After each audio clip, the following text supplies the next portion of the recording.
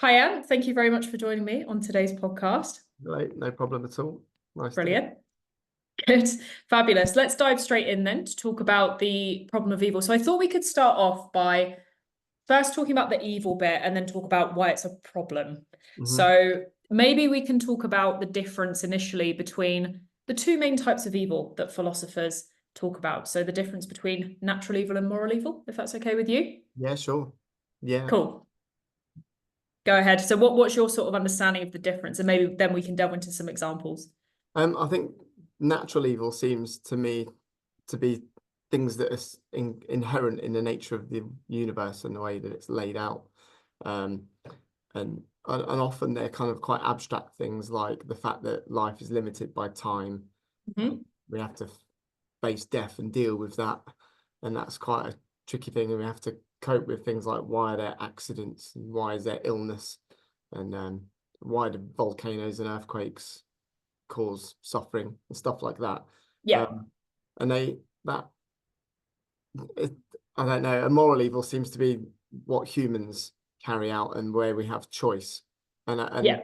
there's lots of overlap, and lots of the theodicies that we'll probably talk about in a bit sort of deal with where does one end and one begin, because natural stuff happens like pandemics or something like that, and then people always bring it into a moral sphere and say, oh, the response of humans should have been better and we should deal with famine more effectively and stuff like that. So it's hard to know where the line is drawn between the two, and lots of overlap as well, like disease and things like that, and famine. Yeah, for sure. I mean, I think it's pointing at the complexity of it because on the surface level, you could just say natural evil is stuff that's out of our control, like disease, like pandemics, things like that. And moral evil is the result of human actions and human free will, which we can tie into theodicy later on. Yeah. But like you say, it's a little bit more complicated than that, especially when you look at things like, I mean, the example often given is climate change for one, because, to an extent, climate change is natural. But I think most people would agree that, human intervention makes it worse than it is if it were to just happen by itself. So Yeah. I mean, yeah, so thinking of that as the kind of two main categories, if you like, that philosophers use, Yeah. maybe then we can think about that with reference to the so-called problem. So, like, it sounds obvious because obviously these things cause suffering, right? But like when philosophers talk about the problem of evil, what do you think they're referring to precisely? Um, the, it, on the specification that I teach, which is OCR, it makes a distinction between the logical problem of evil, and the evidential and experiential problems of evil. And Yeah. I suppose just to quickly go through those, the way I understand them is the experiential one is the fact that you as an individual feel, oh, things are not quite right, or I broke my leg recently, and why would God allow this? So it's for each one, it sort of raises the question, why? What is the purpose behind that suffering? And if there's a big God in charge of everything, why would that happen? Yeah. Why would those experiences happen to you? The evidential seems more branching it out, not on an individual level, but looking at the whole different experiences that other people have had and provided evidence for. So they've said, oh, my culture was a victim of a genocide, or Mhm. this is going on in, this disease has affected us. And the logical one, it sort of takes it a bit more out of the experience of people and just sort of goes along a modus tollens type of argument, where it says if God was really awesome and perfect and made the universe in that way, there wouldn't be evil. But because there is, that creates the logical problem. Um, Yeah, and I don't know, absolutely. we argue sometimes in my class which one of those is of greatest concern to people. And Hmm. they often sort of use the logical one and say that's the best one because it's more cast iron and it can't just be, manipulated on a subjective level.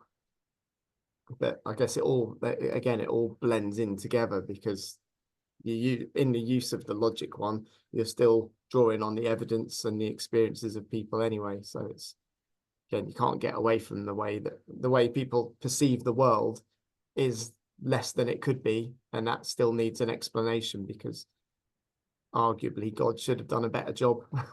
Yeah, well, absolutely. And I think it ties in really nicely with the topic of the nature of God as well, whether you're looking at the logical or the evidential or experiential forms, because, you know, if we take logical problem to begin with, it posits this idea that you can't have an omnipotent, all-powerful, omniscient, all-knowing, and omnibenevolent, all-loving God and have evil. Like, one of them has to not exist.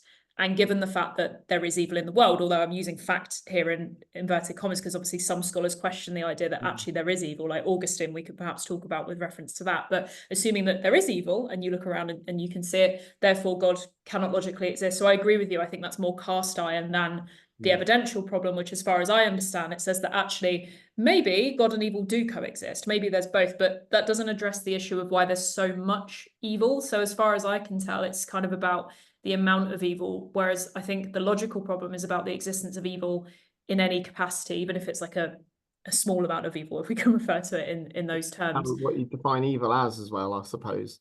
Yeah. I mean, well, what's your kind of take on that? Like, if you had to define evil in a nutshell, what would you say it is?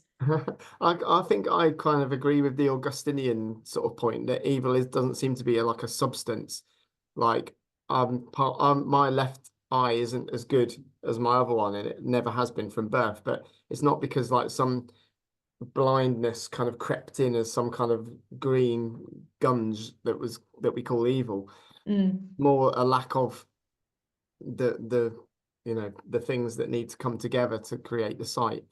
So, and that seems to be the case where with almost all evils that you come across, particularly the natural ones, you can just say, well, okay, an earthquake happened, but suffering was caused because we haven't yet developed the technology to counteract it.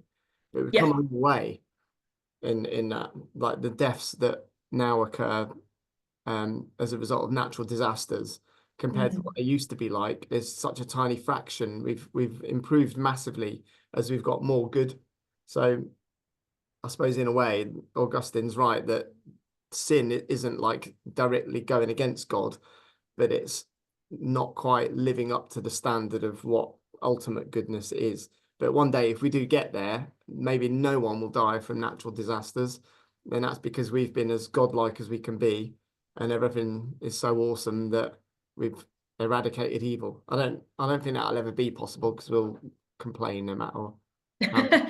Yeah. Yeah, I think that again, it invites us to consider, like you say, how we define evil and whether we would just look for bad things, even if things are going quite well. Like, is that just part of our human nature that we're always going to be a bit unhappy at whatever the situation is? So maybe it's, you know, in a way to kind of challenge the idea that there is even a problem of evil. You could say, well, if you go by Augustine's view, that it's just a privation of good, in the same way that darkness is not an entity in its own right, it's just the absence of light, then maybe it's not as big a problem as people might suggest. But yeah, I mean, there's lots to, I think, unpack there.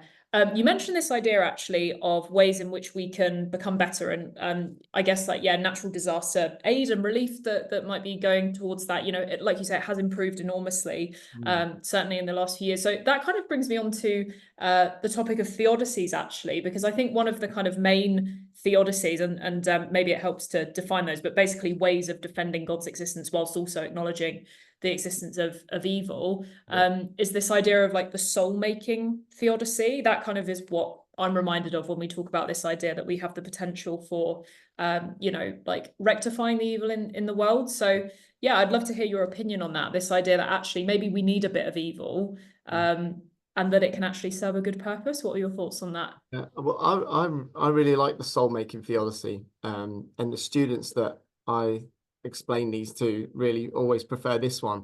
I must say, in recent years, I've got more onto the Augustinian one. I think that's actually explains things better. But in regards to the soul making, it mainly comes from the idea that from Irenaeus years and years ago that when creating the world, God had three possible options, I suppose. He could have come up with ready-made perfection, made it awesome from the beginning, and or he could have made it rubbish with no potential to improve. But it seemed he explained that the best of all possible worlds is one where there is not perfection, but an ability through choice and through selection and correct thinking to move in the direction of perfection and to make everything, you know, really, really good. What that is supposed to look like, I don't know, and how far along the scale we are right now. If it's like 1 to 10, are we at 4? Or, you know, nobody really knows that. But the soul making idea is that the existence of suffering is necessary to make us want to create the next steps. So I suppose if you look at anything that humans have created, you think, well, we made a glass because it was a pain having to scoop water up with our hands, and we made remote controls because it was a real drag to get up and change the channel over. So even minor sufferings create developments. So especially in medicine, and because of illness, we understand the human body way better now than we ever used to do. And Yeah. the way that we can almost, I guess, I say this not wishing to offend anyone who is in pain, but pain has almost been eradicated, I suppose, in the sense that if you're suffering with an illness, you can be given morphine and you wouldn't feel the pain. I know there's downside to that, because, you know, that's how people tend to end their lives a lot of the time in hospitals, in the UK especially. But that is, I suppose, the idea that every time we suffer, we learn something from it, and we want to get away from that suffering.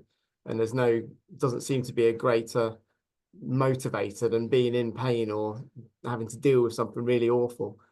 And that idea blends into, or it reaches out into every kind of development that you see, like even the most tragic things that have happened that I can think of in this country, are where children get abducted or killed or whatever, and the parent always seems to have some kind of way forward, and they often push for laws to be changed, or for knives to be banned, or punishments to be brought in for certain offences.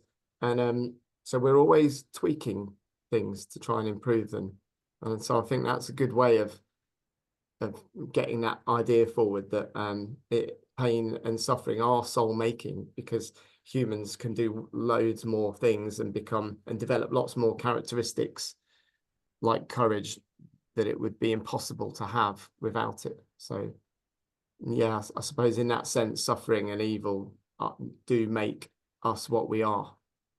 For sure. And I think you use this word motivator, actually, this idea that like the difficult things that we go through are very motivating and arguably necessary, because like you say, in the case of the parent that's lost a child, would they be pushing for legislative change had that not happened? Probably not, right? I mean, we don't know for sure, but probably not. So I'm always in awe of people who take very, very tragic events and turn it into something that can help people. And like you say, they can cultivate those virtues, whether it be courage, compassion, you know, that desire for meaningful change for other people, so that they don't have to go through the same thing. So I think intellectually, most people can get behind that. But like you say, there are some difficulties when we consider, well, how far along in the process are we? Like, what point do we actually have to get to until our soul is, as it were, made? Or is there even an end point? And again, the other thing I think is when you look at instances where maybe there's not a lesson to be learned, like, you know, maybe as tragic as it is in the case of a parent who's lost a child, there is meaningful things they can do as a result of that. But again, if we tie it back to the evidential problem of evil, I think one thing that some people struggle to get behind is when, like, the example I always think of is, say, the Holocaust, right? And it's like horrible, horrible thing to have happened. But one way that I've heard it phrased before, which I thought was quite interesting, is why did it have to occur on such a big scale? I mean, you mentioned like genocide as well earlier. Like, why can't it be like a smaller number of deaths? Like, why did it have to be 6 million Jews that died in the Holocaust? You know what I mean? Like, why such big numbers? So do you think that theodicies have a good response to that side of things? Because again, I think intellectually we can get behind this idea that, you know, like as Kelly Clarkson says, what doesn't kill you makes you stronger, right? Like there's things that happen that we can grow from, but do they have to be quite as bad as they are? I think intellectually it's really easy to answer, but it's not. It doesn't always come across as politically correct, or people who are suffering wouldn't want to hear this, I suppose. Definitely. It might sound insensitive, but if the Holocaust didn't happen and God was sitting wherever God lives and went, right, no Holocaust in the 40s, get rid of that, we'd still just look to the next worst thing and just say that would just become the example. And I Right. suppose the deaths that came about from the Stalinist sort of Hmm. were probably more, but I think we focus in on the Holocaust because it seems particularly gruesome and organized and deliberate. And so, but if that didn't happen, there'd be another one that everyone would just go to for their example. And again, when people are suffering and you say, oh, well, that injury will make you stronger because you'll really develop and learn a good lesson from that and become really spiritual. The person would be like, give me some sympathy, my leg's broke. Absolutely. And even if that's true, which it probably is, right? Like there are things to be learned from that. It's not what people want to hear in the moment, right? It's like, especially if someone's grieving, this idea of like, oh, well, they're in a better place now. And, like they had their time. It's like, again, they're just not things that people want to hear. So I think we have to, like you say, differentiate between what maybe is a compassionate, emotional response versus perhaps a more intellectual one. And that's where this topic can be difficult, actually, because we are talking about real life things that people go through, really difficult things that in some cases can really make atheists may be more entrenched in their view that there is no God, and actually challenge even religious believers, because it is, people have a so-called crisis of faith in some cases where they've gone through, I'm thinking of the story of Job in the Bible, for example, where like ultimately of course he does retain his faith, but he goes through so many difficult things, and he does kind of curse God out. And I mean, maybe we can talk a little bit about how big a challenge the problem of evil is to religious belief. Like, do you think it's distinctly challenging in a way that other things aren't? Like, because we can look at other things that might call into question the existence of God, for example, like the weaknesses in the different arguments for God's existence. But how Yeah. strong a problem, if you like, do you think the problem of evil is for religious believers? I think it depends how, again, I think it's like faith itself, it's so individual because for some people it could absolutely destroy their faith. I've read articles by priests whose children were killed in the terror attacks in 2005, and they just said, I couldn't preach anymore because I lost my faith. How could God done this? But then it also has been tackled by other people where the worst of all imaginable things could happen to them, and they say this is part of God's journey for me, or this is part of the ambiguity that is necessary in the world.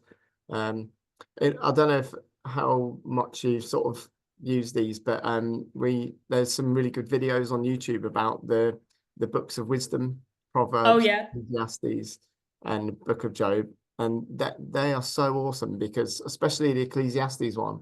I'm not really into my Bible as much as other people probably are, but the Ecclesiastes one talks about this idea of smoke, the ambiguity of life being one of the hardest things to deal with. But once you can kind of accept that that is there, and again, I know it's hard because if somebody, a loved one has died, you can't just go, oh, well, it's part of the smoke of the world. But taking a step back, realizing years later, you could probably put anything into a different perspective and think actually that things were learnt from that. Yeah, definitely. I think I've seen those videos actually that you've mentioned. I've seen the one about Job actually.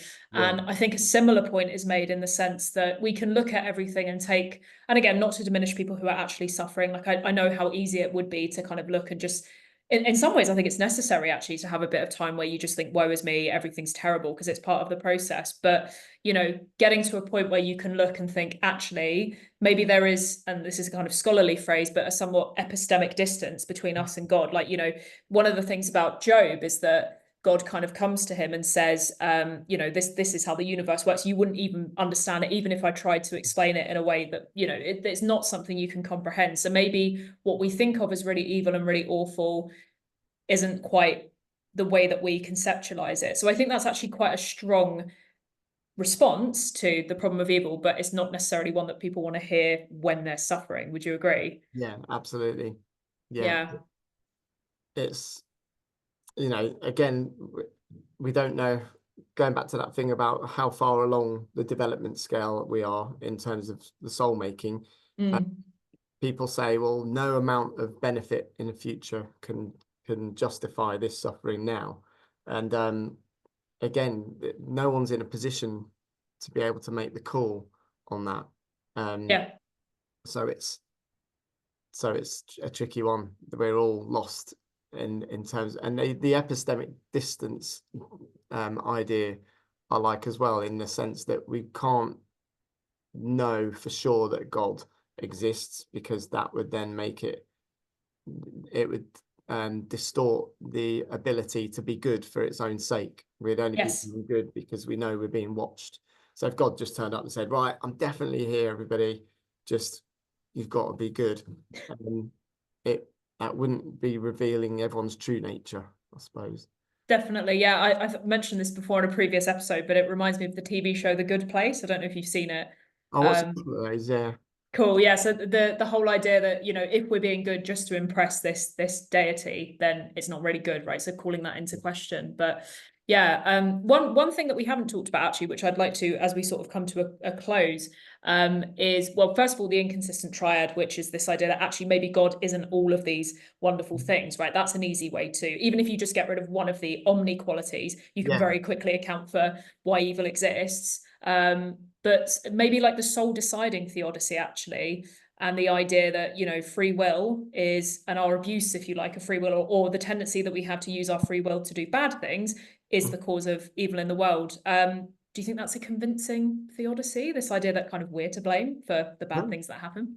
I think it is, yeah. That's what I was saying earlier. I think I like the soul deciding theodicy more, because everything that happens casts a judgment on the people, on somebody. So if Yeah. there's a murder, then that just shows you that the person who carried out the murder, provided they had no good reason to do it, was falling way short of the moral standard that in Christianity, I guess, God has set as the perfect demonstration of what it is to be good.